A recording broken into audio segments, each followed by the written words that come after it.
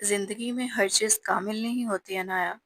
اس perfection کے چکر میں کہیں ایسا نہ ہو کہ تم اپنی شادی کا خواب دیکھتی رہ جاؤ اور میں قبر میں اتر جاؤں۔ دادو کی بھاری آواز نے لاؤنج کی فضا بدل دی تھی۔ وہ اپنے ہاتھ میں لیپ ٹاپ تھامے آفس کے لیے نکلنے کو تھی کہ صوفے پر بیٹھے دادو کے الفاظ نے قدم روک لیے۔ عنایا نے پلکیں چپک کر ان کی طرف دیکھا، پھر نرم مگر تھکے ہوئے لہجے میں بولی، دادو آپ کو بھی بہت جینا ہے، کیوں ایسے باتیں کرتے ہیں؟ شادی زندگی کے لیے ضروری تھوڑی ہوتی ہے۔ یہ جملہ وہ جانے کتنی بار دہرا چکی تھی، مگر دادوں کے ارادے ہر بار اور مضبوط ہو جاتے۔ ہوتی ہے ضروری، اور میں فیصلہ کر چکا ہوں کہ تمہاری شادی رحیل سے ہوگی۔ اگر اس سے نہیں کرنی تو پھر میں تمہاری شادی اس خانسامہ سے کروا دوں گا۔ وہ کرخت لہجے میں بولتے اپنی جگہ سے اٹھ کھڑے ہوئے۔ انایا نے ہونٹ بھینچ کر ان کی طرف دیکھا، دل میں الجھن کے ساتھ بے بسی اتر آئی۔ دادو، یہ کہاں کا انصاف ہے کہ اگر کوئی لڑکا پسند نہیں آئے تو خانسامہ سے شادی کر لو؟ وہ احتجاجاً بولی۔ خانسامہ بھی تو لڑکا ہی ہوتا ہے۔ دادو نے آئی برو چڑھاتے ہوئے سنجیدگی سے جواب دیا، تو انایا چنچلا اٹھی۔ آخر چاہتے کیا ہیں آپ؟ اس کی آواز میں تھکن اور غصہ دونوں شامل تھے۔ میں صرف یہ چاہتا ہوں کہ تمہارا گھر بسا دیکھوں۔ احمد نے رحیل سے بات کر لی ہے؟ ہم دونوں چاہتے ہیں تم دونوں ایک رشتے میں بن جاؤ۔ میری عمر نکلتی جا رہی ہے، مرنے سے پہلے تمہیں محفوظ ہاتھوں میں سونپنا چاہتا ہوں۔ تمہیں کیا خبر اس معاشرے میں ایک اکیلی عورت کا جینا کتنا مشکل ہے۔ دادو کے لہجے میں اب وہی نرمی تھی جو برسوں کے درد اور فکر سے جنم لیتی ہے۔ انایا کا دل جیسے کسی نے مٹھی میں جکڑ لیا ہو۔ رحیل کا نام سنتے ہی اس کے اندر خالی پن گونجا۔ وہ شخص جس سے وہ ہمیشہ خار کھاتی تھی اور جو خود بھی کبھی اس کے وجود کو خاطر میں نہ لایا، راحیل وہ شادی کے لیے کبھی نہیں مانے گا۔ وہ دھیمی آواز میں بولی، وہ احمد کا کام ہے، وہ اسے منا لے گا، تم اپنی بات کرو۔ دادو نے بے صبری سے اس کی بات کاٹ دی۔ انایا نے ایک لمحے کے توقف کے بعد تھکی ہوئی آواز میں کہا، ٹھیک ہے، جیسے آپ کی مرضی۔ ماہوں سال کی مسلسل بحث کا آخرکار انجام ہو چکا تھا، اور دادو کا مرجھایا چہرہ پہلی بار کھل اٹھا تھا۔ میں اس نکچڑی لڑکی سے کسی صورت شادی نہیں کروں گا، اس سے تو اچھا ہے میں کنوارا ہی مر جاؤں۔ راحیل کے جملے سن کر وہ اپنے دادا جان کی بات پر بالکل ہتے سے اکڑ گیا تھا۔ احمد صاحب نے غصے میں آنکھیں چھوٹی کر کے اس سے گھورا اور کہا، آخر کیا خرابی ہے اس میں جو تم بھڑک اٹھے ہو؟ عدل صاحب کے کڑے تیور دیکھ کر راحیل کچھ نہ کہہ سکا۔ احمد صاحب نے آگے بڑھتے ہوئے کہا، خرابی دادا، وہ انسان نہیں، روبوٹ ہے۔ ہر چیز اس کے لیے پرفیکٹ ہونی چاہیے۔ ضرورت سے زیادہ بولے گی نہیں، مسکرائے گی نہیں، محض کام میں مصروف رہے گی۔ چلتی پھرتی مشین لگتی ہے مجھے جو زندگی کے رنگوں سے بہت دور ہے۔ ہر وقت کام کام کام۔ راحیل کے لہجے میں ناگواری کے جذبات واضح تھے۔ احمد صاحب نے اسے خاموش کراتے ہوئے کہا، یہ سنو ساج زادے، وہ تو تم جیسے بکھرے انسان کو سیدھا کر دے گی۔ جتنی نفاست وہ پسند کرتی ہے، تم اتنے ہی بگڑے ہوئے ہو۔ جو تم نے اس کی خامیاں بتائیں وہ دراصل اس کی خوبیاں ہیں۔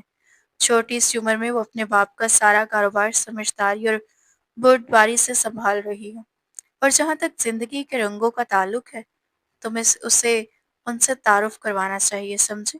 احمد صاحب نے محض 2 منٹ میں راحیل کے سارے اعتراضات ختم کر دیے۔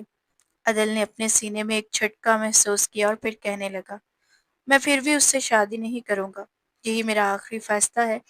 ابتدا میں سٹ پٹانے کے بعد راحیل پیر پٹکتے ہوئے پلٹا اور دھیمی مگر مضبوط آواز میں بولا، ٹھیک ہے، میرا بھی آخری فیصلہ سن لو۔ احمد صاحب کی بات سنتے راحیل رک گیا اور ان کی جانب دیکھا۔ اگر تم میرے فیصلے سے راضی نہیں ہوتے تو میں تمہیں اس ساری جائیداد سے آگ کر دوں گا۔ یہ آسائشیں سب تم سے چھین لی جائیں گی، اور تمہاری ہیوی بائکس کا شو روم بن جائے گا۔ اب فیصلہ تمہارے ہاتھ میں ہے۔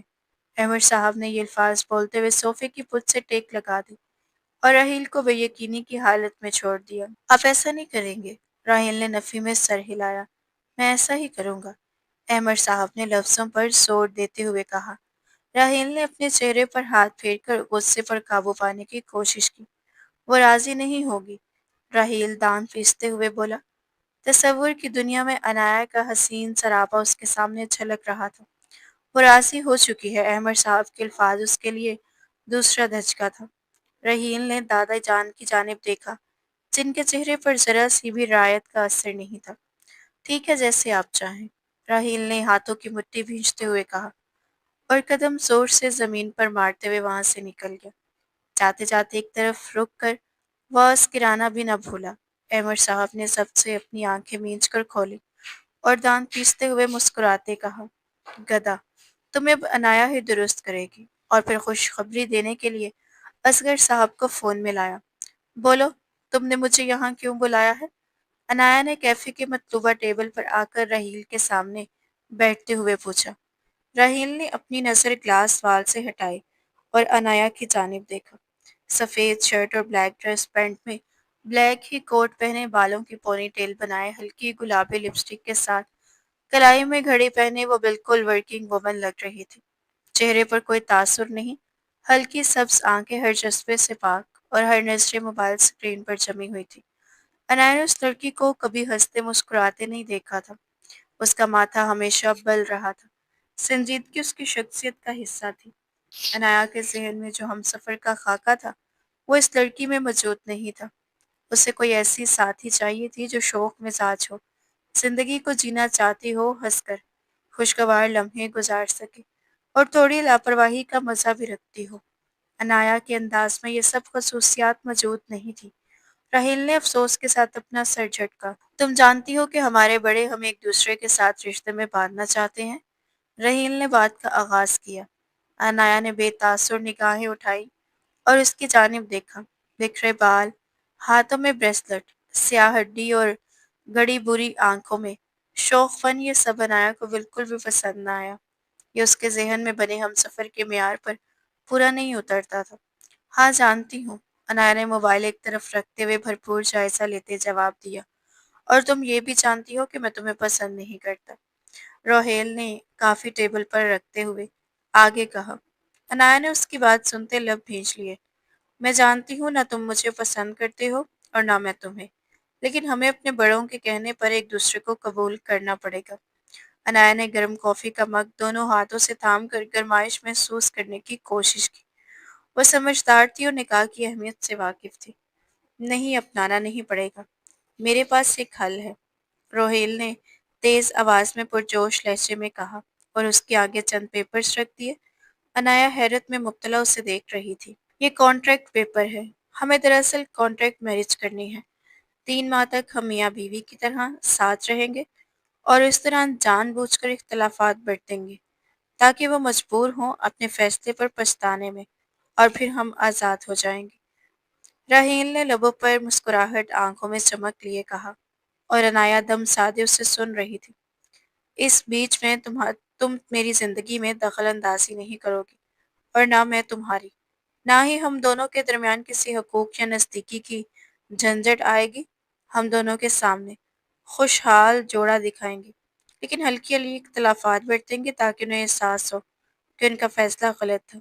ہم زمین آسمان کے فرق کے ہیں، اور کبھی ایک نہیں ہو سکتے۔ ایک سانس میں رحیل نے اپنی پلاننگ واضح کر دی۔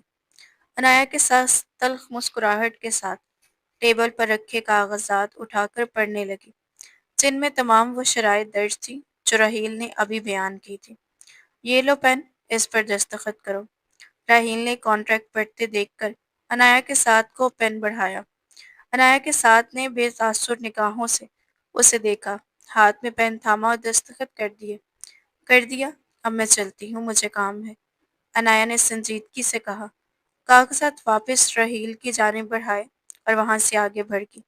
راہیل نے کندھے اچکائے، یہ سوچتے ہوئے کہ یہ لڑکی بس کافی پی کر بیٹھ کر اور بغیر کچھ کہے چلی گئی ہے۔ عنایا دھیان میں آگے بڑھ رہی تھی کہ اچانک اس کا کندھا کسی شخص سے ٹکرایا۔ سوری، عنایا نے معذرت کی، بغیر کسی جانب دیکھے وہاں سے نکل گئی۔ اگر یہ شخص یہی کرنا چاہتا تھا تو اس سے کیا مسئلہ ہو سکتا تھا؟ عنایا کے نزدیک شادی کی کوئی خوشی نہیں تھی۔ احمد صاحب اور اصغر صاحب برسوں سے گہرے دوست تھے۔ ان کی دوستی اتنی مضبوط تھی کہ یہ تعلق ان کے بچوں تک بھی منتقل ہو گیا۔ احمد صاحب کا ایک ہی بیٹا تھا، جعفر، جس نے اپنی پسند کی لڑکی سومیہ سے شادی کی تھی۔ جعفر کی پیدائش نے احمد صاحب کی زندگی کو مکمل کر دیا تھا۔ دوسری طرف اصغر صاحب کے 2 بیٹے تھے، बेटी की शादी वो बैरून मुल्क कर चुके थे और बेटे आमिर साहब ने भी अपनी पसंद की हमसफ़र चुन ली थी। उनकी एक ही बेटी थी अनाया। ये दो खुशहाल और हंसते-हंसते घराने, जिन्हें शायद किसी की नज़र लग गई थी, एक अलमनाक हादसे का शिकार हो गए थे। जाफ़र साहब और सोमिया बेगम, आमिर साहब और उनकी अहलिया एक बिज़नेस डिनर से वापस आ रहे थे, जब एक ट्रॉली से शदीद तसादुम हुआ और चारों जाएं वक़ुआ पर ही वफ़ात पा गए थे। 5 साला रहील और 4 साला अनाया दोनों यतीम हो गए। उनकी परवरिश की ज़िम्मेदारी उनके बुज़ुर्ग दादा पर आ गई, जिन्होंने अपने गम को एक तरफ रखकर दोनों की तरबियत में कोई कमी न आने दी। वक्त गुजरता गया और यूं अनाया अपनी उम्र से ज़्यादा समझदार और संजीदा होगी, जबकि राहील शौक मिजाज और चंचल सा था। उनके मिजाज में ज़मीन आसमान का फ़र्क था और दोनों एक दूसरे को पसंद नहीं करते थे। राहील को अनाया की संजीदगी पसंद ना थी, तो अनाया को राहील की लापरवाही नागवार लगती थी। अनाया ने अपना बिजनेस ज्वाइन कर लिया था, जबकि राहील कारोबार के लफ्ज़ से ही चिढ़ते थे। चंद मुलाकातें हुईं और दोनों के दिमाग में एक दूसरे का खाका बन गया। अनाया के लिए राहील का एक लापरवाह, आज़ाद मिजाज शख्स था, जिसे किसी चीज़ की परवाह नहीं, और राहील के लिए अनाया नकचड़ी, संजीदा और अक्खर मिजाज मूरत थी। अहमद साहब और असगर साहब की दिली ख्वाहिश थी कि ये दोनों एक हो जाएं, और वो काफ़ी अरसे से अपने पोते और पोती पर दबाव डाल रहे थे, लेकिन दोनों का रजामंदी का नाम न देखा। आखिरकार दादा साहिबान ने जो आखिरी हल सोचा, वो कामयाब भी साबित हुआ। अहमद साहब और असगर साहब तो जैसे हवा के घोड़ों पर बयाजमान थे। झटपट मंगनी और पट ब्याह वाला मामला निपटा दिया गया। अगले 3 दिनों में ही दोनों को निकाह के बंधन में बांध दिया गया, क्योंकि वो किसी भी तरह का रिस्क नहीं लेना चाहते थे। अब जबकि रहील और अनाया उनके हत्थे चढ़े हुए थे, उन्होंने तमाम फरार की राहें बंद करके उन्हें एक दूसरे के साथ बांध दिया था। अदील ने गहरा सांस भरते अपनी शेरवानी के बटन खोले और कमरे का दरवाज़ा खोला। अगर बेड पर बैठी होगी, इंतज़ार कर रही होगी, तो मैं डांट दूंगा उसे। ये तो असली शादी नहीं कि वो मेरा इंतज़ार करे। वो अपने ख्यालात में घिरा अंदर दाखिल हुआ और थक सा रह गया। बेड पर सुर्ख अरूसी लिबास में बराजमान इंतज़ार करने वाली अनाया की तस्वीर उसके तसव्वुर में भी नहीं थी, बल्कि वह सोफे पर बैठी, गोद में लैपटॉप रखे, सफ़ेद शर्ट और ट्राउज़र में मलबूस, बालों की पोनी टेल बनाए और मेकअप से पाक चेहरा लिए काम में महू थी। राहील की आंखों में हैरत उभरी। बेसाख्ता वो सजा सवरा रूप उसके सामने था, लेकिन सुर्ख लिबास में अप्सराओं की तरह चमकने वाली अनाया तो महज उसके ज़हन में थी। रोहेल का दिल एकदम धड़क उठा। वो खुशफहमी में घिरा आया था, लेकिन अब ये खुशफहमी हवा में हो गई थी और वजूद में इश्तिआल भर गया था। वो खुद भी समझ नहीं पाया कि ये इश्तिआल क्यों है। अच्छा, क्या तुमने बेड पर नहीं बैठी? मतलब मेरा इंतज़ार नहीं किया? अपने आप पर काबू पाते हुए वो शेरवानी उतारकर सोफे पर फेंकता और बोला। अनाया ने नजरें उठाकर उसे देखा। सोफे पर पड़ी शेरवानी को देखकर उसके माथे पर बल गिर गए। एक नागवारी की लहर उसके वजूद में दौड़ गई। जाहिर सी बात है, कॉन्ट्रैक्ट मैरिज है हमारी। बेड पर बैठकर इंतजार तब करती जब शादी असल होती, मुझे बीवी का दर्जा दिया जाता और तुम मेरे नज़दीक शोहर की अहमियत रखते। अनाया ने लैपटॉप पर तेजी से उंगलियां चलाते हुए संजीदगी से कहा। राहेल ने भवें उठाकर उसे देखा। वो ठीक कह रही थी, मगर फिर भी उसे अजीब सा लगा था। तुम बेड पर सो जाओ, मैं सोफे पर सो जाऊंगा। अपनी घड़ी उतारते शेरवानी के पास फेंकते हुए वो वॉशरूम की जानिब बढ़ गया। मैं सोफे पर कंफर्टेबल हूँ, तुम बेड पर सो जाओ। अनाया ने लैपटॉप पर नजरें जमाए कहा। रोहेल पलटकर एक नज़र उसे देखता है। चेहरे पर कोई तासुर नहीं। सर झटक कर वॉशरूम में दाखिल होता और दरवाज़ा जोर से बंद कर देता है। अनाया ने सबसे अपनी आंखें मीच कर खोली। ये सब हरकतें उसकी नफासत पसंद तबीयत के लिए भारी गुजर रही। लैपटॉप एक तरफ रखते वो अपनी जगह से उठकर सोफे पर गई। घड़ी उठाई और ड्रेसिंग टेबल की दराज खोली। शेरवानी अलवानी में हैंग कर दी। सुबह उसे ड्राई क्लीन के लिए भेजने का इरादा था। कमरे की लाइट्स बंद की, लैंप ऑन किया। मध्यम रोशनी कमरे में फैल गई। अनाया ने एक नज़र कमरे को देखा और सख्ती से हंसी। वो असगर साहब की बातों की वजह से उस रिश्ते पर राजी तो थी, लेकिन जिसे उसके लिए चुना गया था वो राजी नहीं था। नफसियाती तौर पर सर हिलाते हुए वो सोफे पर लेट गई और अपनी आंखें बंद कर ली। रोहेल शर्टलेस भीगे बालों में बाहर आया। कमरे में अंधेरा था और उसकी नजरें सोफे पर लेटी अनाया को देखा। आंखें बंद, गाल के नीचे दोनों हाथ रखे वो सुकर कर लेटी नींद में महू थी। रोहेल के बीके बाल गर्दिश करते हुए हाथ पर गिरे। नजरें अनाया के नकूश में उलझ गईं। सब्ज आंखें बंद थीं, लेकिन लैंप की रोशनी में तीखे नक्श वाजिया थे। ये कहना गलत ना था कि वो खूबसूरती में किसी को भी मात दे सकती थी। अदील ने नजरें फेरते सर झटका और कदम बेड की तरफ बढ़ाया। शब वसल के लिए सजा बेड और मौके के मुताबिक सजाया हुआ कमरा कई बेनाम जज्बात को उभार रहा था। वह थपकते जब्त के बंधन बांधे बेड पर दराज हुआ और आंखें मौंद ली। वो अभी अभी जॉगिंग से वापस आया था। घर में सब सो रहे थे और उसकी आदत का हिस्सा था कि रोज सुबह वॉक पर जाता। सुबह उठते ही उसकी नजर अनाया पर गई, जो दिन में महू थे। फिर वो एक नजर देखकर बाहर निकल गया। रोहेल ने कमरे का नोब घुमाते अंदर कदम रखा और ठटकर साकिन हो गया। सामने मंजर गैर मुतवक्का था। गहरे सुर्ख साड़ी में मलबूस भीगे बालों को पुश्त पर फैलाए वो आईने के सामने जेवरात पहने खड़ी थी। रोहेल यकटक उसे देखे जा रहा था। साड़ी में उसका कुंदन बदन चांद की माने दमक रहा था। सुर्ख और सफेद रंगत मेकअप से पाक खुद में चमक रही थी। अपने वजूद पर नजर की तपिश महसूस करते नाया ने रुख पलट कर दरवाजे की जानिब देखा। रोहेल की तरफ नजरें जमाए देख उसका दिल धक से रह गया। रोहेल की निगाहों की लपकती लू उसके पोर पोर को झुलसा गई थी, जबकि वो आसपास की तमाम चीजों से बेनियाज बेखुदी के आलम में उससे देख रहा था। क्या क्या देख रहे हो? पहली बार अनाया का लहजा लड़खड़ाया। होश दिलाने के लिए उसने सवाल दागा। रोहेल की तमाम बेखुदी जो तिलिस्म की मानिंद उसके गिर्द बंधी थी, टूट गई थी। दिल जो अलग अंदाज में धड़क रहा था, मामूल पर आया। अनाया को नर्वस सा पलके झुकाते देख उसने अपनी बेखुदी पर लानत भेजी। ये लड़की क्यों इस तरह दिल को छू रही थी, जबकि वो तो उससे नापसंद करता था। आज पहली बार तुम्हें ढंग के लिबास में देखा, इसीलिए हैरत ज़दा सा था। यकीन करने की कोशिश कर रहा था कि वाकई तुम हो या मेरा वहम है। अपनी बेखुदी से निकलते वो कंधे उचकाते अपनी टोन में आकर पानी की बोतल सोफे पर फेंक गया। अनाया जो उसकी नजरों की तपिश से कंफ्यूज हुई थी, उसकी बात सुनते बेतासुर सख्त हो गए थे। क्या मतलब है इस बात का? कड़े तेवर लिए पलट कर उसकी पुश्त को तकते हुए पूछा।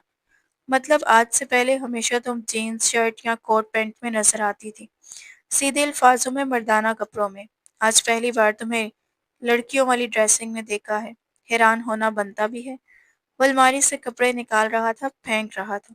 जुबान भी नॉन स्टॉप चल रही थी। अनाया ने लब भींचकर उसकी पुश्त देखी। क्या था ये शख्स दो लफ्ज मेरी तारीफ कर देता। लब भींचे वो सोचने लगी, फिर अपनी सोच को झगड़ा। कॉन्ट्रैक्ट मैरिज है ये, और ये शख्स मुझे एक आंख पसंद नहीं करता। मैं भी क्या तवक्कुआत रख कर बैठ गई थी। अपनी सोच का जवाब तल्खी से देते हुए वो अलमारी में गिरते कपड़ों को देखने लगी। ये शख्स हद से ज्यादा लापरवाह था। ये कपड़े क्यों नीचे फेंक रहे हो? हटो, मैं दूं कपड़े। और वो पानी की बोतल भी उठाकर जगह पर रखो। यकदम उसके पास आकर उसके हाथ शर्ट थामे वो इस्तेहकाक से बोला। अनाया अलमारी में कपड़े डालने लगी। लगता है तुम भूल गई हो, ये कॉन्ट्रैक्ट मैरिज है। रोहेल ने छोटी सी नाक सकोड़े कपड़े अलमारी में सेट करते हुए अलमारी के दरवाजे पर हाथ रखते कहा। याद है मुझे। अनाया अब कदरे गुस्से से बोली। फिर ये सब क्यों कर रही हो, बीवी वाले काम? रोहेल ने उंगली के इशारे से उसके हाथ में मौजूद कपड़ों की जानिब इशारा किया। मुझे बीवी वाले काम करने या तुम्हारी बीवी बनने में कोई इंटरेस्ट नहीं है। मुझे गंदगी पसंद नहीं और तुम मिस्टर राहील गंदगी फैला रहे हो। अनाया ने उसकी आंखों में तंज देखते भर भर कर जली। फिर एक कदम का दरमियानी फासला मिटाते उसके नजदीक आकर अंगश्त शहादत की उंगली उसकी आंखों के सामने करके लब चबा चबा कर बावर करवाया कि वो बीवी बनने में कोई दिलचस्पी नहीं रखती। पर अब तो बीवी बन गई हो मेरी। रोहेल ने यकदम उसकी पुश्त पर हाथ रखते उसे अपने नजदीक किया। उसके नकोश में घुलती लाली को गहरी निगाहों से देखते कहा। अनाया यकदम पलटी सटपटा उठी। दूर हटो रहील। उसने कंधों पर हाथ रखकर खुद से दूर करना चाहा। ये नजदीकी अजब एहसासात पैदा कर रही थी। नहीं हटो तो। रहील ने उसके रुखसार पर आए बालों की लटकान के पीछे अड़सते हुए गंभीर लहजे में कहा। अनाया की आंखें हैरत से वाह हो गई थीं। आखिर उस शख्स को अचानक हुआ क्या था? दिल की धड़कनें हद से ज्यादा तेज थीं। پہلی بار کسی مرد کے اتنے قریب ہونے پر وہ اس کی سانسوں کی مہک تک محسوس کر پا رہی تھی۔ تم بھول گئے ہو یہ کانٹریکٹ میرج ہے رحیم، انایا نے اس کے شوق نگاہوں میں دیکھتے یاد دہانی کروائی۔ ہاں بھول گیا ہوں، یاد ہے تو اتنا کہ تم میری بیوی ہو اور میں تمہارا شوہر، جائز رشتہ ہے ہمارے مابین بس۔ راہیل کی آواز رفتہ رفتہ گمبھیر اور بوجھل ہوتی جا رہی تھی۔ انایا کی پیشانی ارک آلود ہوئی، وہ جھنجھلا اٹھی، اپنی بدلتی حالت سے غصے میں آ کر اس کے کندھوں پر ناخن گاڑتے ہوئے بولی، اگر اب تم مجھ سے دور نہیں ہٹو تو میں تمہارا سر پھاڑ دوں گی۔ دور ہٹو مجھ سے، بدتمیز آدمی، تم بے شک بھول گئے ہو پر مجھے یاد ہے اس شادی کی اصلیت کیا ہے۔ روہیل نے اس کی سفید پڑتی رنگت پیشانی پر پسینہ دیکھ کر اسے آزاد کیا اور کہکا لگایا۔ انایا اس کی آزادی سے گہرے سانس پھڑتے اپنے اپنا رکا ہوا سانس بحال کر رہی تھی، اسے اچنبے سے دیکھنے لگی۔ تم اپنا چہرہ دیکھو، کیسے لال پیلا ہو گیا ہے۔ پہلی بار میں نے تمہیں گھبراتے دیکھا ہے انایا، میں تو جسٹ پرینک کر رہا تھا، لیکن آج پتہ چلا تم بھی انسان ہو، روبوٹ نہیں۔ وہ ہنستے ہوئے بولا اور انایا کو اس کی ہنسی زہر سے زیادہ زہریلی لگ رہی تھی۔ یہ قربت اس کے لیے گھبراہٹ کا باعث تھی، مگر دل کا ایک کونا اس قربت کی وجہ سے عجیب احساسات سے بھی بھر گیا تھا، جسے یہ شخص اپنے لفظوں سے خالی کر گیا تھا۔ آئندہ میرے ساتھ اس قسم کی بیہودہ مذاق نہیں کرنا روہیل۔ انایا کا رنگ شرمندگی سے سرخ ہوا، بے تاثر لہجے میں وہ جانے لگی جب اس کی کلائی روہیل نے جکڑ لی۔ انایا نے نظریں اٹھا کر اس کی جانب دیکھا۔ تمہیں برا لگا میرا مذاق؟ وہ اس کی بے تاثر نگاہوں میں دیکھتے پوچھ رہا تھا۔ ہاں، انایا نے چند پل خاموش رہنے کے بعد گویا ہوئی۔ روہیل کے چہرے پر گہری سنجیدگی کی دمک لہرا گئی۔ یکدم دروازہ نوک ہوا، دونوں کا منہ ٹوٹا۔ یس، روہیل نے انایا کی نگاہوں سے نظریں پھیر کر جواب دیا۔ سر نیچے عسکر صاحب اور احمد صاحب سر آئے ہیں، کہا کہ آپ دونوں کو انفارم کر دوں کہ نیچے آ جاؤ۔ ملازمہ مؤدب انداز میں جواب دے کر وہاں سے چلی گئی۔ روہیل نے انایا کی کلائی آزاد کی، گہری خاموشی ان کے درمیان جگہ بنا چکی تھی۔ انایا آئینے کے سامنے کھڑی اپنی تیزی مکمل کر رہی، جبکہ وہ اپنے کپڑے لیے واش روم میں بندھا ہوا تھا۔ یہ لو ٹکٹ، تم دونوں ناردرن ایریاز جا کے لیے۔ اصغر صاحب اور احمد صاحب ان دونوں کو ایک ساتھ دیکھ کر بے حد خوش ہوئے۔ احمد صاحب نے ہاتھ میں ایک لفافہ تھامتے ہوئے کہا۔ انایا اور روہیل نے بے ساختہ ایک دوسرے کی طرف نظریں پھیر لیں۔ اس کی کیا ضرورت تھی دادا؟ روہیل نے مشکل سے مسکراتے ہوئے پوچھا۔ ضرورت تھی، شادی کے بعد ہر جوڑا کہیں نہ کہیں گھومنے جاتا ہے، تم دونوں کو بھی جانا چاہیے۔ اصغر صاحب نے سنجیدگی سے گویا ان کی معلومات میں اضافہ کیا۔ دادو، میرا آفس ہے، انایا نے بہانہ بنانے کی کوشش کی۔ تم تقریباً 2 ماہ تک آفس کی شکل تک نہیں دیکھو گی، اپنے گھر پر دھیان دو، اپنے شوہر پر دھیان دو۔ اصغر صاحب نے اس کا بہانہ رد کیا۔ بالآخر ان دونوں کو ماننا ہی پڑا۔ کیا؟ وہ دونوں ہوٹل کی ریسیپشن پر چیخے۔ ریسیپشنسٹ نے حیرت سے ان کی طرف دیکھا، شاید اس نے بھی نہیں سوچا تھا کہ وہ یوں چیخ اٹھیں گے۔ سر، آپ کے لیے نیولی ویڈ پیکج بک کروایا گیا ہے، ریسیپشنسٹ نے مؤدبانہ انداز میں دوبارہ آگاہ کیا۔ انایا کا چہرہ شرم سے سرخ ہو گیا، جبکہ روہیل بھی سٹپٹا اٹھا۔ اسے اپنے دادا کی یہ حرکت بالکل توقع نہ تھی۔ کوئی دوسرا روم نہیں ہے؟ ہمیں 2 روم بک کروانے ہیں، یہ پیکج آپ کینسل کر سکتی ہیں؟ انایا نے شرم سے سرخ چہرہ لیے سنجیدگی سے کہا۔ سوری میم، پیکج کینسل نہیں ہو سکتا، یہ ہماری ٹرمز میں شامل نہیں، اور کوئی دوسرا روم بھی دستیاب نہیں۔ ریسیپشنسٹ نے نفی میں سر ہلاتے ہوئے جواب دیا۔ انایا نے روہیل کی طرف دیکھا جو خود اپنے لب دبائے اور چہرے پر ہاتھ پھیر رہا تھا۔ ایک روم بھی نہیں؟ روہیل نے ضبط کے ساتھ پوچھا۔ نہیں سر، ایک بھی روم خالی نہیں ہے، ریسیپشنسٹ نے روہیل کی طرف دیکھ کر کہا اور سامنے کیز بڑھائی۔ وہ مرتے کیا نہ کرتے، کیز اٹھا کر اپنے مطلوبہ کمرے کی طرف بڑھ گئے۔ مجھے دادا سے یہ توقع نہیں تھی، روہیل نے انایا کے ہم قدم چلتے ہوئے کہا۔ مجھے بھی، انایا نے شرمندے سے سر ہلایا۔ خیر، یہاں سے واپس جانے کے بعد ہمیں آئے دن کوئی نہ کوئی جھگڑا لازمی کرنا ہوگا، تاکہ انہیں احساس ہو کہ ہم دونوں ایک دوسرے کے لیے نہیں بنے۔ روہیل نے کمرے کا دروازہ کھولتے ہوئے عام سے لہجے میں کہا۔ انایا اپنا سر جھکا گئی، وہ نکاح کی اہمیت جانتی تھی اور طلاق کے بعد معاشرے میں عورت کے مقام کو بھی اچھی طرح سمجھتی تھی۔ तुम मुझे नापसंद क्यों करते हो रोहेल? कमरे में कदम रखते अनाया ने पूछा। रोहेल जो बैग अंदर रख रहा था अचानक उसकी बात पर चौंका, फिर मुस्कुराते हुए उसकी जानिब देखा। तुम्हारी शख्सियत और मेरी शख्सियत में ज़मीन आसमान का फ़र्क है। मेरा यही मानना है कि इंसान को उसी इंसान के साथ रहना चाहिए जो उसकी तरह का ही शख्सियत रखता हो। रोहेल ने कमरे में नजरें घुमाते हुए जवाब दिया। कमरा हल्का सा सजा हुआ था और दोनों ही खफत और शर्मिंदगी में मुब्तला थे। अनाया ने इस बात में सर हिलाया। तुम्हें भी तो मैं नापसंद था। उसने सफ़ेद शाल ओढ़े अनाया को देखते हुए पूछा। नापसंद नहीं हो तुम? अनाया ने उसकी तरफ देखते हुए जवाब दिया। रोहेल ने हैरत से उसे देखा। दिल बेसाख्ता धड़का। तुम्हारी लापरवाही, बिखरा हुआ हुलिया और अंदाज मुझे पसंद नहीं है। मुझे सफाई पसंद है और तुम हर चीज़ फैला देते हो। ये मुझे नागवार गुजरता है। मैंने तुम्हें जब भी देखा है, तुम बेफिक्र रहे हो। तुम किसी चीज़ को संजीदा नहीं लेते। बस यही। अनाया ने कहते हुए गहरा सांस भरा। रोहेल की भवें बेसाख्ता उठ गई। जिंदगी में अगर छोटी छोटी बातों को भी संजीदगी से लिया जाए और परेशान होना शुरू कर दिया जाए तो जिंदगी अपना रंग खो देती है। खुशियां हमसे दूर हो जाती हैं। मिस सनाया, रोहेल कहते हुए बेड पर जूते लिए उठ लेटा। और ज़रूरत से ज़्यादा बेफिक्री भी इंसान के लिए मुसीबत बन सकती है। अनाया ने एक नज़र उसके खूबसूरत चेहरे पर डालते कहा। 4 दिन की जिंदगी है यार, भूल जाओ सब टेंशन को, जीना सीखो। चलो एक वादा करते हैं, रोहेल ने उठकर कहा। क्या? अनाया ने भवें उठाते हुए पूछा। तुम इन 3 महीनों में मेरी तरह बन जाओ। मैं तुम्हारी तरह बनने की कोशिश करूंगा।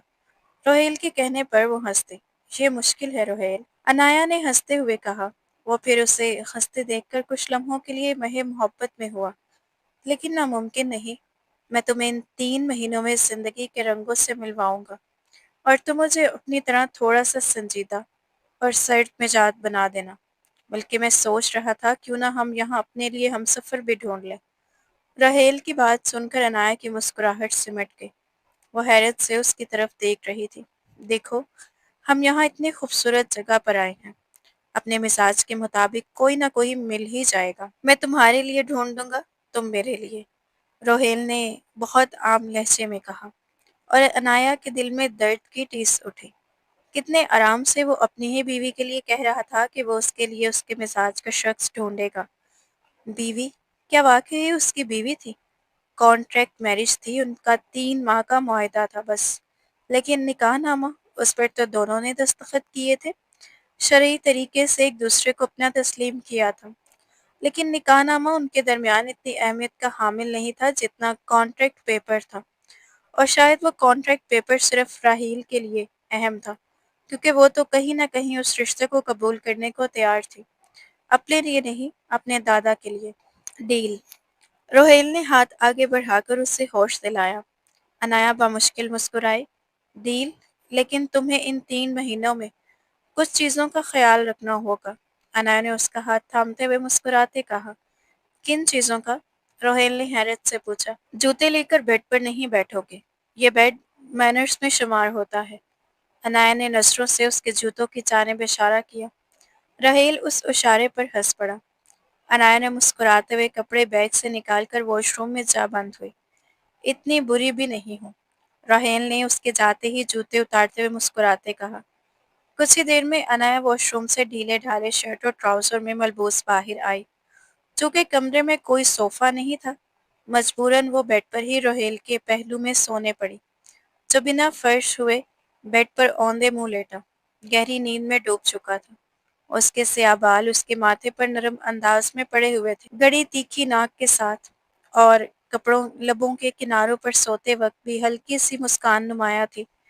वो सोते हुए बेहद मासूम लग रहा था और जागते वक्त एक लापरवाह, बेफिक्र जिंदगी गुजारने वाला इंसान महसूस होता था।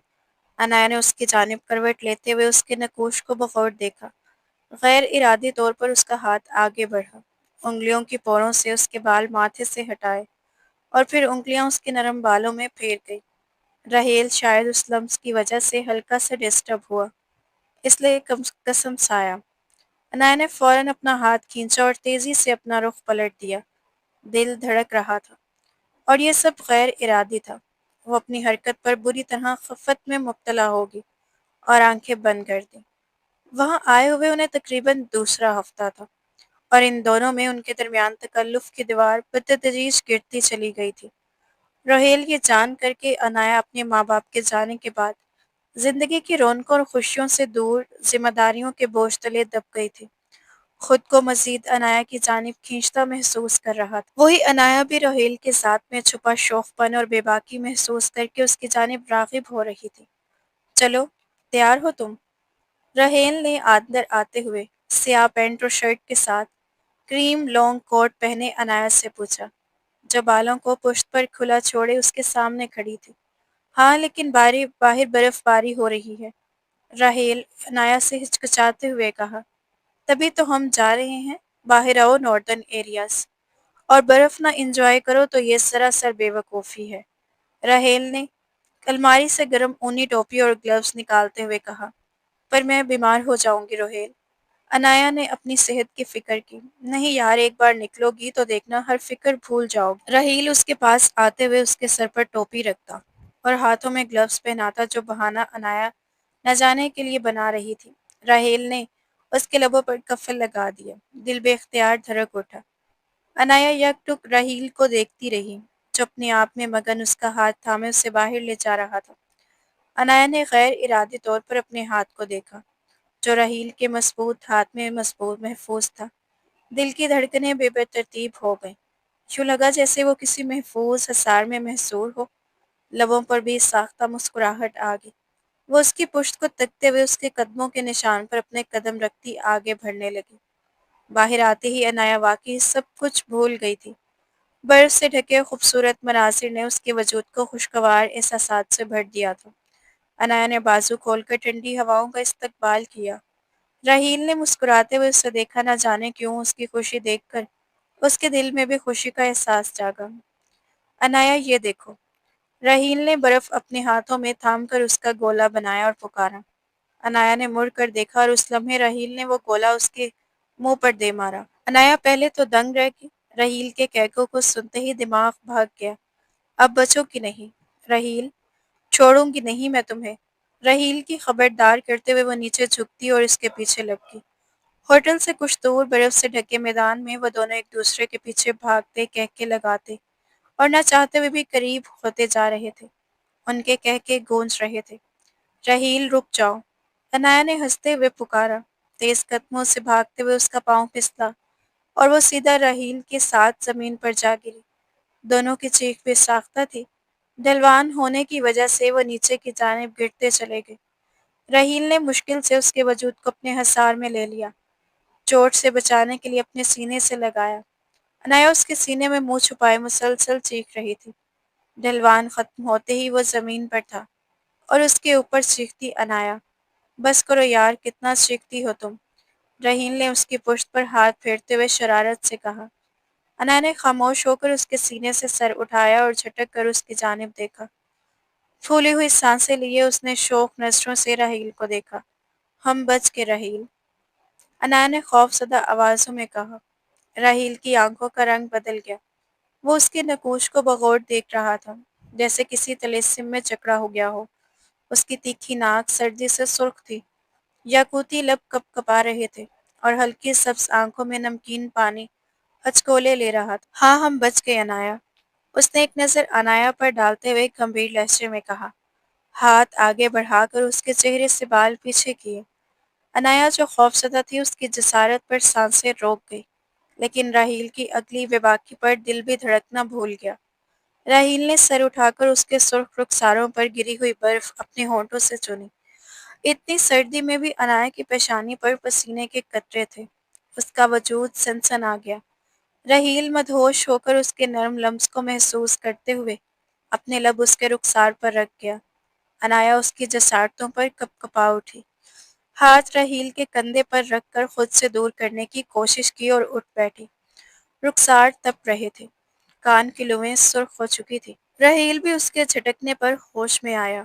اندر کہیں اس نے چاہا کہ کوئی پشیمانی یا شرمندگی ملے، لیکن کچھ نہ ملا، بس رگ رگ میں ایک سکون اور مسروریت محسوس ہوئی۔ اس نے عنایا کو دیکھا، جس کی سرخ رنگت اور گھبرایا ہوا انداز اس کے دل میں بھونچال سا مچا گیا۔ عنایا، رحیل نے پکارا۔ عنایا اس کی پکار نظر انداز کرتے تیز قدموں سے واپسی کی طرف بھاگی اور راحیل اس کی رفتار دیکھ کر فکر میں اس کے پیچھے لپکا تاکہ کہیں وہ پھسل نہ جائے۔ عنایا وہ عنایا کو آوازیں دے رہا تھا لیکن وہ رکنے کی بجائے تیزی سے آگے بڑھ رہی تھی۔ ابھی جو کچھ ہوا تھا، عنایا اپنی بدلتی حالت کے سبب پریشان ہو اٹھی تھی۔ اس شخص کا لمس اسے ناگوار نہیں لگ رہا تھا بلکہ وہ کسی غیر مرئی ڈور کی مانند اس کی جانب کھینچتی جا رہی تھی۔ شاید یہ ڈور نکاح جیسے پاک اور خوبصورت بندھن کی تھی جو ان دونوں کو ایک دوسرے کی جانب کھینچ رہی تھی۔ عنایا نے بنا اس کی پکاروں پر کان دھرے بے دہانی میں آگے بڑھتی گئی جب وہ کسی کے مضبوط سینے سے ٹکرائی۔ زمین بوس ہونے سے پہلے دو مضبوط بازوؤں نے اسے سنبھال لیا تھا۔ عنایا نے ایک نظر زمین کو دیکھا، پھر حیرت سے اس کی جانب دیکھا جس نے اسے تھام رکھا تھا۔ بلیک ڈنر سوٹ میں ملبوس بالوں کو جل سے سیٹ کیے لبوں پر مسکان لیے وہ اس کی طرف دیکھ رہا تھا اور سیاہ آنکھوں میں ایک خاص چمک تھی۔ ٹھیک ہیں آپ؟ دلاور نے اسے سیدھا کرتے ہوئے پوچھا۔ جی شکریہ آپ کا۔ عنایا نے گہرا سانس فضا میں چھوڑتے مسکراتے ہوئے شکریہ ادا کیا جسے دلاور نے سر خم کرتے قبول کیا۔ اگر میں غلط نہیں ہوں تو آپ عامر انٹرپرائزز کی اونر ہیں؟ دلاور نے اس کے حسین چہرے کی جانب دیکھ کر اندازہ لگایا۔ عنایا نے گہری مسکان کے ساتھ اس کے اندازے کی تصدیق کی۔ جی میں عنایا عامر ہوں۔ عنایا نے اپنا تعارف کروایا۔ میرا اندازہ درست تھا۔ عنایا عامر میں دلاور خان ہوں، شاید آپ کو اب یاد آیا ہوں۔ دلاور کے لبوں پر مسکراہٹ جم گئی اور اس نے ہاتھ آگے بڑھایا۔ عنایا نے چونکتے ہوئے اس کی جانب دیکھا۔ آئی ایم سوری، میں آپ کو پہچان نہیں پائی۔ کیسے ہیں آپ مسٹر دلاور؟ عنایا نے ہاتھ ملاتے ہوئے اس کا حال دریافت کیا۔ دلاور خان اور اس کی کمپنی کے درمیان کچھ دنوں میں ایک ڈیل طے پائی تھی۔ وہ چند دنوں میں ملاقات کے لیے گئے تھے لیکن شاید قسمت میں ان کی ملاقات اس طرح لکھی تھی۔ ہوٹل کے دروازے پر کھڑا راحیل مٹھیاں بھینچ کر یہ منظر دیکھ رہا تھا۔ اس منظر کو دیکھتے ہوئے اس کے وجود میں چونٹیاں سی رینگنے لگی۔ عنایا کا اس شخص سے بات کرنا، اس کے ہاتھ ملا دینا، سب کچھ راحیل کو ناگوار گزرا۔ دانت پر دانت چبانے کے بعد وہ تیز قدموں سے آگے بڑھا۔ میں ٹھیک ہوں، آپ یہاں کیا کر رہی ہیں؟ کسی بزنس ڈیل کے لیے آئی ہیں؟ دلاور خان نے مسکراتے ہوئے سوال کیا۔ اسی پل راحیل عنایا کے پہلو میں کھڑا ہوا۔ عنایا نے ایک نظر راحیل کی طرف ڈالی جس کی نظریں اس کے ہاتھ پر جم گئی تھیں۔ عنایا نے فوری طور پر اپنا ہاتھ دلاور کی گرفت سے آزاد کروایا۔ نہیں، میں دراصل چھٹیاں گزارنے آئی ہوں یہاں، عنایا نے محتاط انداز میں جواب دیا۔ یہ دلاور نے سر ہلاتے راحیل کی جانب اشارہ کیا جو پینٹ کی جیب میں ہاتھ ڈالے اب اس کی طرف متوجہ تھا۔ یہ میرے دوست ہیں مسٹر راحیل۔ راحیل یہ پارٹنر ہے مسٹر دلاور خان، عنایا نے تعارف کروایا۔ راحیل کے تاثرات سخت ہوئے۔ اسے شدید ناگوار گزرا۔ آپ سے مل کر اچھا لگا مسٹر راحیل۔ اب جب آپ یہاں ہیں تو شام کو میری پارٹی میں لازمی آئیں۔ میں نے اپنے ایک پروجیکٹ کی کامیابی کے لیے پارٹی دی ہے۔ ڈریس کوڈ میں خود منتخب کیا ہوں۔ آپ دونوں کا ڈریس آپ کے رومز میں پہنچ جائے گا۔ دلاور خان نے دعوت دی۔ جی ضرور، ہم لازمی آئیں گے۔ عنایا نے مسکراتے ہوئے دعوت قبول کی۔ ایکسکیوز، راحیل اسے برداشت نہیں کر سکا۔ دلاور خان کی نگاہیں جس طرح عنایا کی نقوش پر گھوم رہی تھی وہ اسے تیش دلا رہی تھی۔ پھر عنایا کی مسکراہٹ۔ وہ عنایا کا ہاتھ دلاور سے چھین کر ایکسکیوز کرتا ہوا آگے بڑھا۔ عنایا اس کے ساتھ خاموشی سے چلتی رہی۔ تو تم پارٹی میں جاؤ گی اس کی؟ کمرے میں آتے ہوئے اس نے عنایا کا ہاتھ چھوڑ کر بیڈ پر بیٹھتے ایک ٹانگ اس طرح میں ہلاتے پوچھا۔ ہاں جانا پڑے گا، میری کمپنی کو ان کی کمپنی کے ساتھ کام کر کے بہت سے فائدے ہوں گے، اسی لیے پارٹی اٹینڈ کروں گی، میں انہیں مزید جان پاؤں گی۔ عنایا نے سنجیدگی سے کہا اور الماری کی جانب قدم بڑھا دیا۔ راحیل نے جبڑے سخت کر کے بھینچے۔ تمہاری کافی اچھی انڈرسٹینڈنگ لگ رہی تھی ان کے ساتھ۔ راحیل نے اپنی جیکٹ اتارتے زمین پر پھینکی۔ حرکتیں اشتعال انگیز لیکن لہجہ پرسکون۔ اچھا، پر ہماری تو پہلی ملاقات تھی یہ، عنایا نے الماری میں ہی منہ دبے جواب دیا۔ راحیل نے سر خم کیا۔ جس طرح تم مسکرا رہی تھی اور بات کر رہی تھی یوں لگ رہا تھا جیسے پہلے سے جانتے ہو ایک دوسرے کو۔ راحیل اپنے ہاتھ سے بریسلٹ اتارتے سائڈ ٹیبل پر رکھ رہا تھا۔ عنایا اس کی بات پر ہنس دی۔ وہ اچھا انسان ہے، بات بہت عزت و احترام سے کرتا ہے، اسی لیے میں اس سے یوں بات کر رہی تھی۔ اور باقی تم نے ہی تو کہا تھا کہ ہمیں اپنے مزاج کے ہمسفر ڈھونڈنے چاہئیں۔ مجھے دلاور خان اپنا ہم مزاج لگا۔ عنایا نے تلخ مسکراہٹ لبوں پر جمائی۔ رحیل نے مٹھیاں بھینچ لیں۔ اپنے ہی بولے گئے الفاظ آج اتنے برے نہیں لگے جتنے اب لگ رہے تھے۔ بالوں پر ہاتھ پھیر کر اس نے اضطراب کم کرنے کی کوشش کی۔ ہاں اچھی بات ہے، تمہیں تمہارا ہم مزاج مل جائے گا، اور ہو سکتا ہے مجھے بھی میرے ہم مزاج آج ہی مل جائے۔ بیڈ پر گرنے کے انداز میں لیٹتے اس نے عنایا کی جانب دیکھا، جو اب اپنے کپڑے نکالتے واش روم کی جانب بڑھ رہی تھی۔ رحیل کی بات پر عنایا رکی۔ دل ایک لمحے کے لیے سکڑ کر پھیلا، پھر اگلے ہی پل اپنے تاثرات پر قابو پاتے اس کی سمت پلٹی۔ انشاءاللہ، مسکراتے ہوئے اسے دعا دیتی وہ تیز قدموں سے واش روم میں جا بند ہوئی۔ رحیل جو توقع کر رہا تھا کہ اسے عنایا کی بات بری لگے گی، یہ وہ جل اٹھے گی۔ اسے عام انداز میں مسکراتے ہوئے دعا دیتے دیکھ کر اس کا بچا کچا خون اور سکون بھی جل کر راکھ ہو گیا۔ انشاءاللہ، بیوی ہے یہ میری، اس کو جلن ہونی چاہیے تھی، برا لگنا چاہیے تھا، جیسے مجھے برا لگا اسے دلاور خان کے ساتھ دیکھ کر۔ ایک منٹ، مجھے کیوں برا لگ رہا تھا؟ وہ واش روم کے بند دروازے کو دیکھتے صدمائی لہجے میں بولا، پھر اپنی بات سے خود سوال اخذ کر گیا، کیونکہ میں شوہر ہوں اس کا۔ اپنے ہی سوال کا جواب دیا، پر تم مانتے کہاں ہو کہ تم اس کے شوہر ہو اور وہ تمہاری بیوی؟ دوبارہ سوال اٹھا۔ ماننے سے کیا ہوتا ہے، نکاح نامے پر تو دستخط کیے تھے میں نے، خود جواب دیا۔ کانٹریکٹ پیپرز بھی تو دستخط کیے تھے، اور اس لحاظ سے ہم دونوں معاہدے کے میاں بیوی ہیں۔ اس نے بال مٹھیوں میں جکڑ لیے۔ سوال در سوال اٹھ رہے تھے اور ہر جواب نئے سوال سے جنم لے رہا تھا۔ مجھے فرق نہیں پڑتا، وہ کسی سے بھی مسکرا کر بات کرے، کسی کو اپنے لیے منتخب کرے، میں یہی چاہتا ہوں، یہ کانٹریکٹ میرج ہے، اس شادی کی کوئی اصلیت نہیں۔ وہ خود کو دباور کروا رہا تھا۔ اسی پل وہ فریش ہو کر آسمانی رنگ کی شلوار قمیض پہنے باہر آئی۔ اسے دیکھتے ہی راہیل کے دل میں ایک سوال مچل اٹھا، تم نے اسے بتایا کیوں نہیں کہ ہم دونوں میاں بیوی ہیں؟ اس نے عنایا کے سرخ و سفید تیکھے نقوش اور خوبصورت چہرے کو نظروں کے حصار میں لیتے ہوئے پوچھا۔ کیا ہم دونوں ہیں؟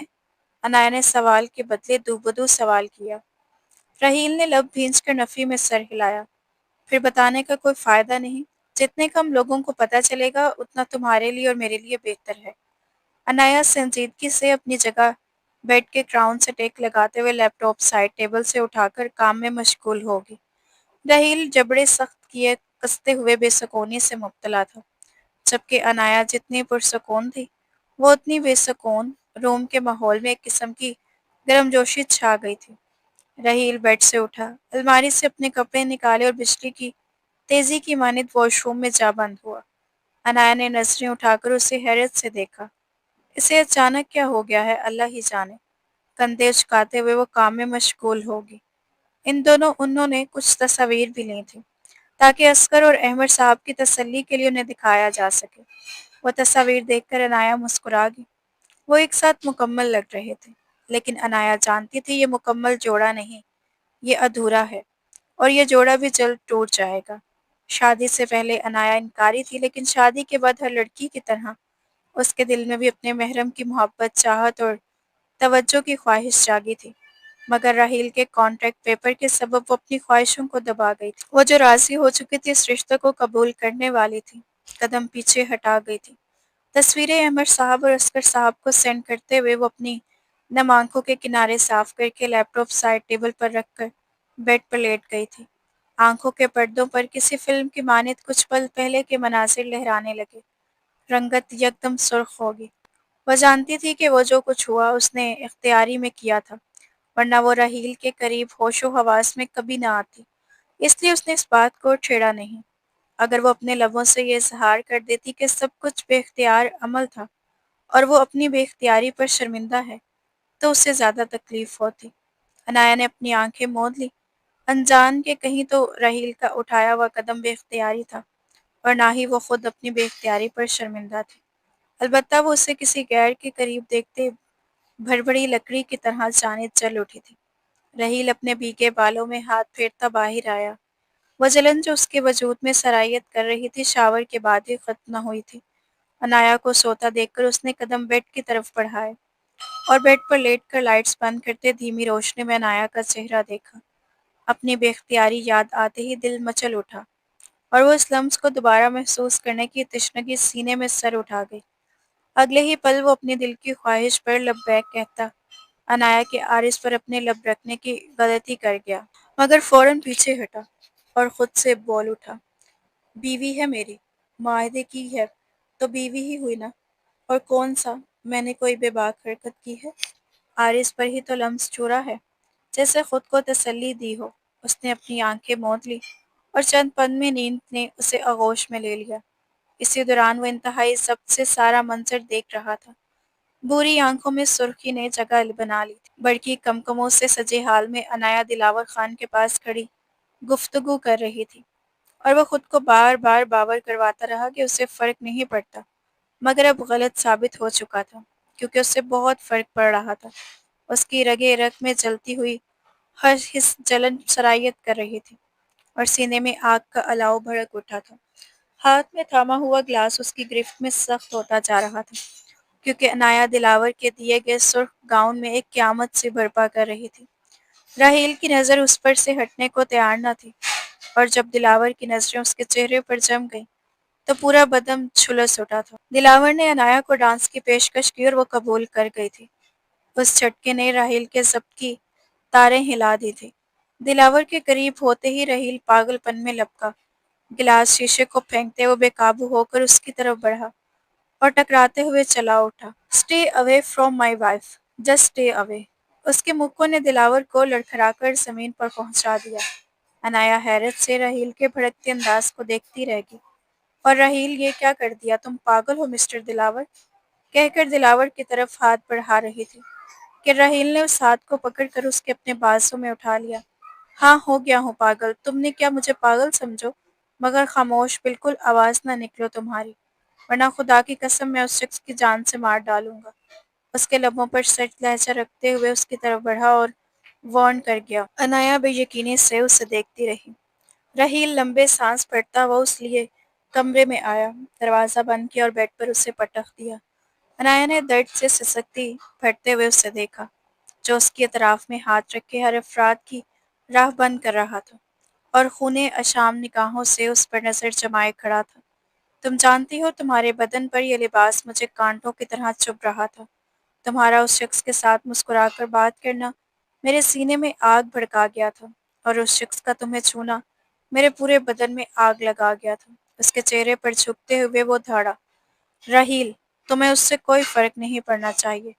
ہم دونوں کے درمیان ایسے رشتے کی نوعیت نہیں کہ تم مجھے کسی اور کے ساتھ دیکھ کر یوں بھڑک جاؤ." عنایا تھوک نگلتے ہوئے بولی، "کس نوعیت کا رشتہ ہے ہمارے درمیان؟ تم میری بیوی ہو اور میں تمہارا شوہر." راحیل نے جواب دیا، اور اس جواب پر مزید بھڑکتے ہوئے بیڈ پر ہاتھ مار کر چیخا، "کانٹریکٹ کے لیے میاں بیوی ہیں ہم!" عنایا اس کے بے قابو ہونے کے انداز کو دیکھ کر چیخی، "میں نہیں مانتی، میں اس کانٹریکٹ کو نہیں مانتی۔ بس اب میں یہ جانتی ہوں کہ تم میری بیوی ہو اور میں تمہارا شوہر." اس کی ماتھے کی گردن کی رگیں پھول کر نمایاں تھی، جس سے اس کے اشتعال کا پتہ چل رہا تھا۔ عنایا، جس کی آنکھیں نم ہو چکی تھی، اس کے اس انداز کو دیکھ کر ساکت ہو گئی، سانس لینا بھول گئی۔ روحیل اس کی نم آنکھوں میں دیکھ کر اپنا ماتھا اس کے ماتھے سے ٹکا گیا۔ گرم سانسیں عنایا کے چہرے پر پڑتی محسوس ہوئیں، اور اس قربت نے اس کے دل کو پسلیوں سے سر توڑنے کی دھڑکن دے دی۔ "میں نہیں دیکھ سکتا یار، تمہیں کسی اور کے ساتھ برداشت نہیں کر سکتا۔ جب چند پلوں کے لیے برداشت نہیں کر سکتا، تمہیں کسی اور کے شخص کے نزدیک دیکھنا کیسے برداشت کروں گا؟ میں جتنا بھی خود کو باور کرواؤں کہ مجھے فرق نہیں پڑتا، مجھے فرق پڑتا ہے تمہاری خوشی میں۔ میں خوش ہوں، تمہارے نزدیک میں سکون محسوس کرتا ہوں، تمہاری جانب کھینچا چلا جا رہا ہوں۔ تمہیں آزاد نہیں کر سکتا، نہ تمہارے بغیر جی سکتا ہوں." اس نے اپنے ماتھے سے ماتھا جوڑتے ہوئے گمبھیر لہجے میں اعتراف کیا، اور عنایا دم سادے اس اعتراف کو سنتی رہی۔ "میں سوچتا تھا کہ تم میرے لیے نہیں بنے، لیکن میں غلط تھا۔ تم میری ہی ہو، فقط میرے لیے، اور میں تمہارے لیے." راحیل کے لب اس کے ماتھے پر سبت ہوئے اور وہاں سے اس کے ہر نکوش پر لمس چھوڑتے چلے گئے۔ "راحیل!" عنایا نے سانسیں بحال کرتے ہوئے اس کے سینے پر ہاتھ رکھے، اسے دور کرنے کی کوشش کی۔ "میں تم سے دوری نہیں بناؤں گا عنایا، میں اب تم سے دور نہیں رہ سکتا۔ بہتر ہے مزاحمت مت کرو." راحیل نے سرد لہجے میں آنکھوں میں گاڑ کر کہا۔ عنایا نے شکوہ بھرے نظروں سے اسے دیکھا۔ "میری مرضی شامل ہوگی تو ہی تمہیں اپنے قریب آنے دوں گی، ورنہ نہیں مسٹر رحیل۔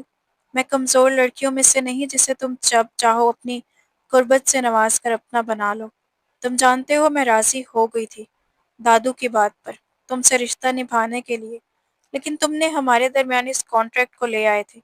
اس کے بعد بھی تمہارا دل نہیں بھرا، اور تم نے مجھ سے وہ غلیظ لفظ کہہ دیے کہ میں اپنے ہم مزاج سفر کو ڈھونڈ لوں۔ کوئی شوہر اپنی بیوی کو ایسے کیسے کہہ سکتا ہے؟ وہ اپنے سینے پر دباؤ ڈال کر انایا کو خود سے دور کرنے کی کوشش کرتی چیخی، اور راحیل لب بھینچ کر اس کے شکوے سنے۔ بے وقوف تھا میں یار، غلطی ہوگی مجھ سے، معاف کر دو۔ رحیل نے اس کے ہاتھوں کو مضبوطی سے تھام کر بیڈ سے لگاتے ہوئے کہا، واقعی تم بے وقوف ہی ہو۔ تمہیں اندازہ ہے 3 ماہ بعد اگر میں تم سے الگ ہو جاتی تو دادو پر کیا گزرتی؟ میرے اوپر طلاق کا دھبا مجھ سے زیادہ ان کے لیے اذیت بن جاتا، اور اب بھی اگر دلاور نہ ہوتا تو تمہیں کبھی احساس نہ ہوتا، تم یہ سب کبھی نہ کہتے۔ انایا کی آنکھوں سے بہتے آنسو اس کی ہر بات پر مہر لگا رہے تھے۔ یار مان لیتا ہوں مجھ سے غلطی ہوئے، معاف کر دو نا۔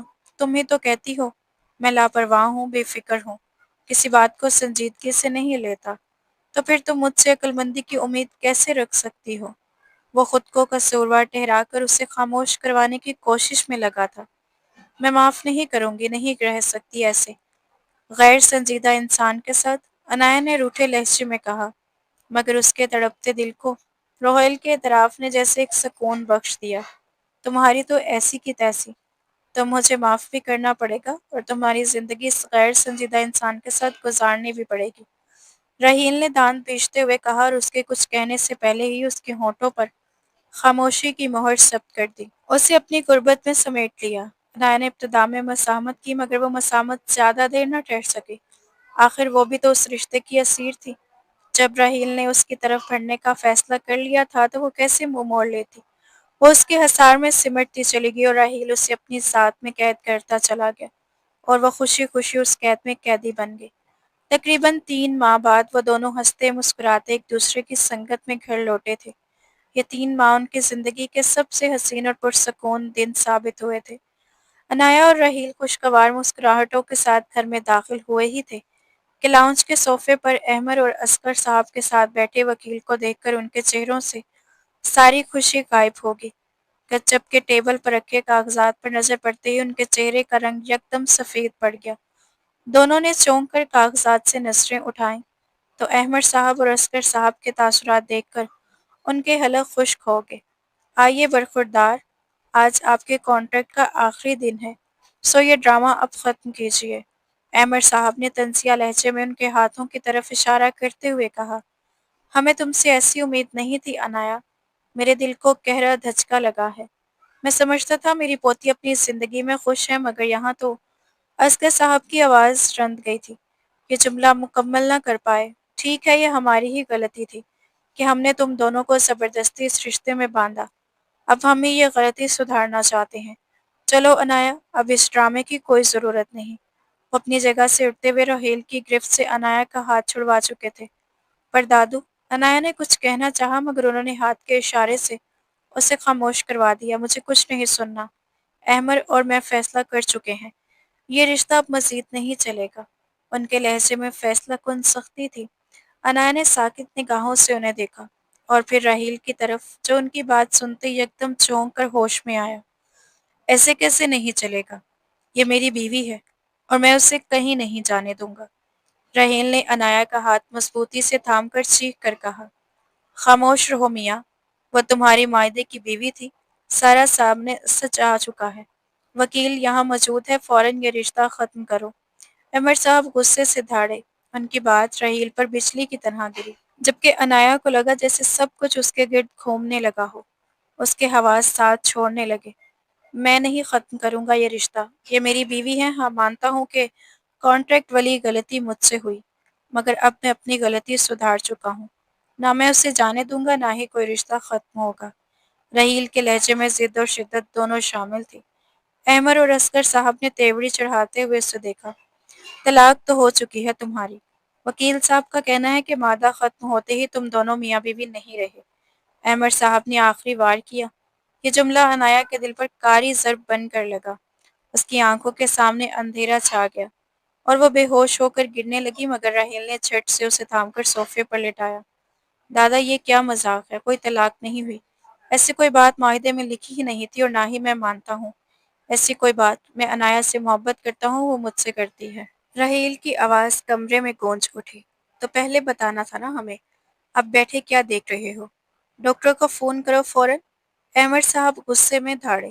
راہیل نے جلدی سے ڈاکٹر کو فون کیا، جبکہ اصغر صاحب فکر مند نظروں سے عنایہ کو دیکھ رہے تھے۔